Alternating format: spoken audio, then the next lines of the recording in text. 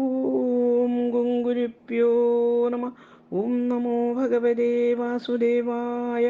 ഓം നമോ നാരായണായ. നാരായണീയം ദശകം 29 ശ്ലോകം 7-8. പീതാംബരം കരവിരാജിത ശംഖചക്രകൗമോദഗീ സരസിജം കരുണാസമുദ്രം രാധാസഹായമതിസുന്ദരമന്ദഹാസം വാതാലേശമനിശം ഹൃദി ഭാവയാമി. ശ്ലോകം 7.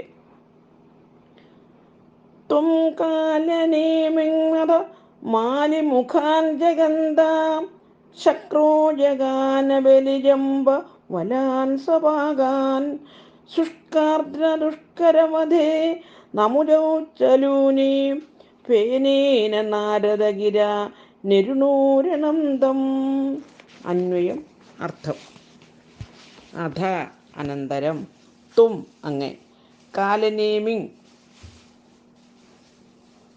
കാലനേമിയെയും മാലിമുഖാൻ മാലി തുടങ്ങിയവരെയും ജഗന്ധ കൊന്നു, ശക്ര ഇന്ദ്രൻ, സപാകാൻ പാകനോടുകൂടിയ, ബലി ജംബവലാൻ ബലി ജംബൻ വലൻ എന്നിവരെയും ജഖാന വധിച്ചു, ശുഷ്കാർദ്ര ദുഷ്കരവധേ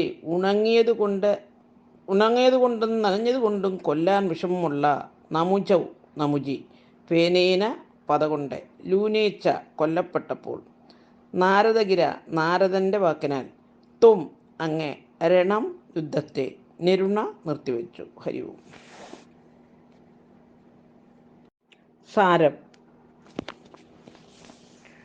അവിടുന്ന് യുദ്ധരംഗത്ത് പ്രത്യക്ഷപ്പെട്ടതിന് ശേഷം മാലി സുമാലി തുടങ്ങിയ അസുരന്മാരെ ചക്രം കൊണ്ട് നിഗ്രഹിച്ചു.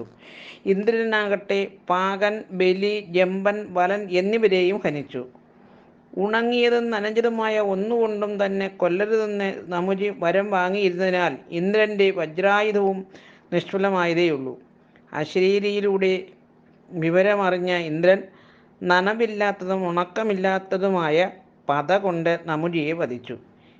ഇങ്ങനെ അസുരനാശം സംഭവിച്ചു കൊണ്ടിരിക്കുമ്പോൾ അവരുടെ വംശനാശം സംഭവിക്കാതിരിക്കാൻ ബ്രഹ്മാവിൻ്റെ ആജ്ഞയനുസരിച്ച് നാരദനെത്തി വിഷ്ണുവിനെ ബ്രഹ്മഹിതം അറിയിച്ചു. അപ്പോൾ വിഷ്ണു ദേവാസുര യുദ്ധത്തിന് വിരാമമിട്ടു. ഹരി ഓം. ഓം ഗുരുഭ്യോ നമ. ഓം നമോ ഭഗവതേ വാസുദേവായ. ഓം നമോ നാരായണായ. ശ്ലോകം 8.